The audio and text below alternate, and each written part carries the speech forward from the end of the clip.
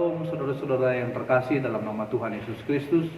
Sebelum kita mendengarkan firman Tuhan, mari bersama-sama kita berdoa.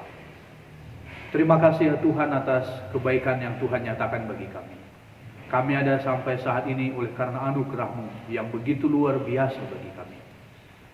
Dan sebentar Tuhan kami mau mendengarkan Engkau berfirman bagi kami sebagai peneguhan iman percaya kami, sebagai pengingat dan hikmat bijaksana bagi kami, sebagaimana seharusnya kami sebagai orang percaya menjalani kehidupan kami di tengah-tengah dunia ini.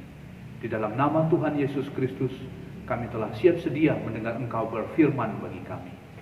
Amin. Saudara-saudara yang terkasih dalam nama Tuhan Yesus Kristus, firman Tuhan yang menyapa kita pada pagi hari ini terambil dari Efesus pasal yang kedua ayat yang ke-8. Efesus pasal yang kedua ayat 8, firman Tuhan berkata, "Sebab karena kasih karunia kamu diselamatkan oleh iman. Itu bukan hasil usahamu, tetapi pemberian Allah." Saudara yang terkasih, di pasal yang pertama di kitab Efesus ini dijelaskan bahwa kita telah masuk ke dalam rencana keselamatan kekal dari Allah, dan itu terjadi dalam Tuhan kita Yesus Kristus. Tetapi setelah pasal yang pertama dijelaskan juga kepada kita tentang bagaimana hidup kita di luar Kristus, bahwa hidup kita itu penuh dengan kegelapan, hidup kita penuh dengan dosa, hidup kita penuh dengan situasi yang sangat mengenaskan tanpa harapan, oleh karena kita hidup di luar Kristus. Maka di permulaan pasal yang keempat ini juga dijelaskan secara gamblang kepada kita bagaimana kehidupan kita di luar Kristus. Yang pertama bisa kita gambarkan menjadi 3 bagian hidup di luar Kristus di pasal yang keempat ini. Yang pertama, bahwa kita mati di dalam dosa. Itu terdapat di ayat yang pertama. Hidup kita memang hidup, tetapi kita mati di dalam dosa. Yang kedua, ayat yang kedua dikatakan bahwa kamu hidup di dalamnya. Artinya kita takluk di bawah kekuasaan iblis, takluk di bawah kekuasaan dosa ataupun kegelapan. Dan yang ketiga yang tidak kalah penting adalah bahwa perbuatan kedagingan itu ada di dalam diri kita yang secara alamiah oleh karena dosa kita hidup di dalamnya. Itu bukan sesuatu yang ada di luar diri kita, tetapi melekat di dalam diri kita sebuah kealamiahan dosa. Kita hidup di dalam dosa. Itu juga dijelaskan kepada kita. Saudara yang terkasih, kalau dengan 3 gambaran ini seolah menegaskan kepada kita bahwa dosa yang kita lakukan tidak lagi dilakukan dengan terpaksa, tetapi oleh karena dosa yang menguasai kita, kita melakukan dosa dengan sukarela, bahkan kita tunduk kepada panduan ataupun perbuatan kedagingan dengan merasa itu tidak bersalah. Kita merasa bahwa apa yang kita lakukan menjadi sebuah kebenaran, meskipun itu sebenarnya dosa yang kita lakukan. Itulah kehidupan kita di luar Kristus. Jika dengan demikian saudara yang terkasih, maka di luar Kristus hidup kita jelas tanpa harapan. Hidup kita penuh dengan dosa, kita dikuasai oleh dosa, ditaklukkan oleh kuasa kegelapan, dan kita secara alamiah dengan sukarela tunduk kepada kuasa kegelapan. Itu kondisi kita. Dengan demikian saudara yang terkasih, maka kita bisa menyimpulkan bahwa hidup kita begitu kritis, mengenaskan di luar Kristus. Maka kita di satu sisi yang lain, jika dikatakan bahwa kita mati di dalam dosa, itu kita diingatkan bahwa sebenarnya kita tidak bisa meraih, kita tidak bisa menjangkau keselamatan kalau hanya dengan diri kita sendiri. Kemampuan untuk melakukan yang baik di luar Kristus tidak ada. Kemampuan untuk melakukan hal yang menyenangkan hati Allah di luar Kristus tidak ada. Oleh sebab itulah di dalam bagian ini, di dalam nats ini dijelaskan kepada kita bahwa Allah sendiri yang berinisiatif memberikan jalan kepada kita untuk kita keluar daripada kungkungan dosa itu, untuk kita keluar daripada perbudakan dosa itu. Allah sendiri yang memberi jalan keluar bagi kita, yaitu dengan memberikan kasih karunia-Nya, memberikan anugerah-Nya kepada kita. Dan oleh karena kemurahan Allah, kita dilepaskan dari situasi tanpa harapan tersebut. Sejak kekekalan Dia sudah merencanakan untuk melakukan penebusan atas dosa-dosa kita. Dan itu dilakukan oleh Allah sendiri dengan cuma-cuma, dan dikatakan itu pemberian Allah. Dan kalau kita perhatikan di ayat yang ke-9 dikatakan bahwa itu bukan hasil pekerjaanmu, supaya tidak ada orang yang memegahkan diri.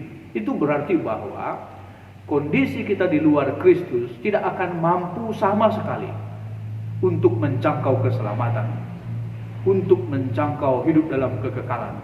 Itu adalah pemberian Allah, itu kasih karunia Allah. Itu berarti free, gratis untuk kita, yang kita terima dalam iman. Dan itu bukan hasil pekerjaan kita, murni dan 100% itu adalah anugerah Allah bagi kita. Saudara yang terkasih, itu mengingatkan kepada kita bahwa keselamatan di dalam Kristus itu sempurna. Tidak perlu kita tambahkan apa-apa. Tidak perlu kita artinya memperoleh sesuatu hal di luar Kristus yang lain. Tidak perlu. Maka saudara yang terkasih, maka ini menjadi pengingat kepada kita bahwa jika kita telah sadar siapa kita di luar Kristus, yang tanpa harapan tersebut, tetapi hari ini kita dinyatakan bahwa di dalam Kristus ada anugerah, ada kasih karunia yang kita terima lewat iman percaya, dan itu pemberian Allah. Maka sebagai orang yang percaya hari ini, kita merasa betapa beruntung hidup di dalam Kristus. Betapa luar biasanya anugerah pemberian Allah kepada kita. Keselamatan itu anugerahnya 100% bagi kita. Dan semua itu kita terima dengan cuma-cuma. Kristus yang berinisiatif, Allah lah yang berinisiatif memberikan jalan bagi kita. Saudara yang terkasih, dengan demikian maka dalam perspektif kitab Efesus ini, surat Efesus ini, perbuatan baik adalah hal yang mustahil sebelum kita hidup di dalam Kristus. Meskipun menurut tatanan, menurut pemikiran manusia kita melakukan yang baik, tetapi perbuatan baik kita, jikalau kita belum diperdamaikan di dalam Kristus, itu tidak berarti apa-apa. Maka saudara yang terkasih, semua orang yang berada di luar Kristus dikatakan mati di dalam dosa. Di ayat yang pertama di bagian ini, Paulus mengatakan, tetapi Allah yang kaya dengan rahmat, ayat yang keempat, di pasal yang keempat ini, di pasal yang kedua ini, tetapi Allah yang kaya dengan rahmat oleh kasih-Nya yang besar telah menghidupkan kita bersama-sama dengan Kristus. Allah yang kaya dengan rahmat, Allah yang kaya dengan anugerah itu memberikan kepada kita keselamatan itu. Saudara yang terkasih, terimalah keselamatan yang berasal daripada Kristus itu. Hiduplah di dalam Kristus dan yakin dan percayalah bahwa anugerah Kristus itu 100% adalah pemberian kepada kita dan bukan hasil pekerjaan kita, dan kita terimanya lewat iman. Jelas iman yang dimaksud dalam hubungan ini adalah iman yang hidup, bukan iman yang mati. Iman yang kreatif, bukan iman yang pasif. Itu menjadi perenungan kepada kita. Dan kita yang telah menerima keselamatan dalam Kristus, di bagian yang lain di pasal yang kedua ini dikatakan bahwa kita direncanakan untuk melakukan perbuatan baik.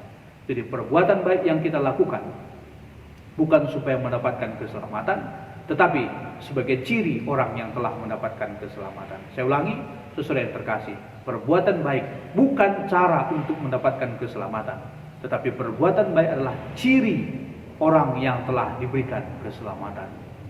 Karena keselamatan adalah pemberian Allah cuma-cuma kepada kita. Tuhan Yesus memberkati kita. Saudara yang terkasih, mari bersama-sama kita berdoa hari ini buat GBKP Rumbun Cilengsi. Kita berdoa. Terima kasih ya Tuhan untuk anugerah kebaikan yang Tuhan nyatakan bagi kami. Kami percaya akan anugerah-Mu di dalam Tuhan kami Yesus Kristus sempurna adanya. Dan kami menerima menyambutnya dalam iman percaya kami kepadamu. Biarlah kami senantiasa tunduk kepada Tuhan Yesus Kristus dan memberi diri kami untuk senantiasa diperbaharui senantiasa, sehingga kami semakin serupa denganmu dalam kehidupan kami. Tuhan, ini doa dan harapan kami. Biarlah kami senantiasa menyenangkan hati-Mu, memuliakan nama-Mu dalam kehidupan kami. Oleh karena Tuhan telah memberikan segala sesuatunya bagi kami. Bukan emas, perak, dan permata, tetapi darah Kristus yang menguduskan, menyucikan kami.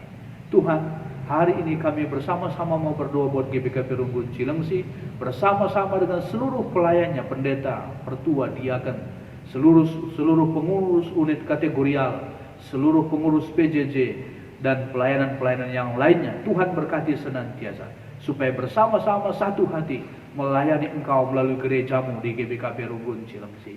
Bersama-sama dengan seluruh jemaat Tuhan, Tuhan berkati kiranya, sehingga jemaat juga Tuhan beri anugerah kebaikan, berkat Tuhan yang melimpah, sehingga berkat Tuhan yang limpah bagi setiap jemaat Tuhan, memampukan mereka bersyukur tiada henti kepadamu lewat pemikiran, lewat perbuatan, dan juga lewat perkataan, sebagai bagian persembahan yang kudus, yang hidup dan yang berkenan kepadamu ya Bapa. Ini doa dan harapan kami. Diberkatilah kiranya seluruh pelayanan gereja Tuhan di GBKP Cilengsi, sehingga gereja GBKP Runggun Cilengsi boleh menjadi berkat bagi banyak orang melalui kehadiran pelayanan gereja Tuhan, melalui menjadi berkat bagi jemaat, menjadi berkat jemaat juga menjadi berkat bagi banyak orang. Ini harapan kami bagimu ya Bapa. Kiranya namamu dipermuliakan lewat kehidupan kami senantiasa. Di dalam nama Tuhan kami Yesus Kristus kami telah berdoa. Mari bersama-sama kita berdoa seperti yang Tuhan ajar kita berdoa. Bapa kami yang di surga, dikuduskanlah namamu, datanglah kerajaan, jadilah kehendakmu di bumi seperti di surga. Berikanlah kami pada hari ini makanan kami yang secukupnya. Ampunilah kami akan kesalahan kami, seperti kami juga mengampuni orang yang bersalah kepada kami. Dan janganlah bawa kami dalam pencobaan, tetapi lepaskanlah kami daripada yang jahat. Karena Engkaulah yang punya kerajaan dan kuasa dan kemuliaan sampai selama-lamanya. Amin. Shalom.